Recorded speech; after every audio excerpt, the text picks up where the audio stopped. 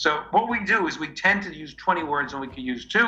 We tend to say things with big words and we can use little ones because we are trying to show how something we are. I remember being at a dinner party in New York and somebody said, well, that was very jejune. I said, I've been a professor for a long time. I've never heard that word. What the hell does it mean? This is all about people trying to prove they're better than you. I think language in business is often kind of about power. One of the things, my brother lives in the US and has done for the last kind of 30 years. And every time I talk to him on the phone, he'll talk about how he got a great deal.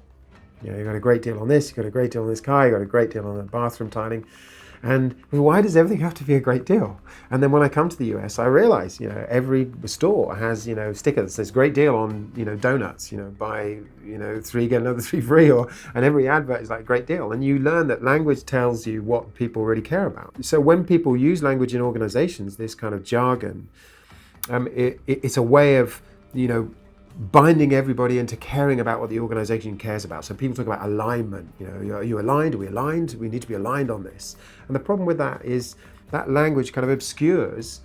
It prevents us being human, prevents us really getting to know the other person. And oftentimes you'll work with somebody for a number of years and then you don't really feel you're getting to know them because they're all using the jargon and the language of the organization.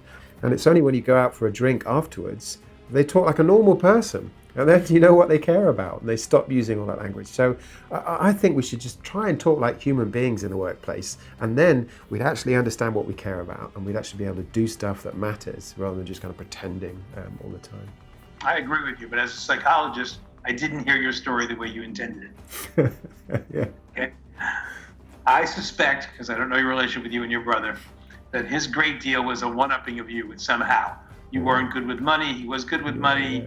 He was good at bargaining. You weren't. I don't know what your history is, but that was him telling you I'm better than you are. Maybe. Yeah, may well. Now I get that. It changes the whole conversation. This video was brought to you by Primed Media. Get in touch if you would like any films or training.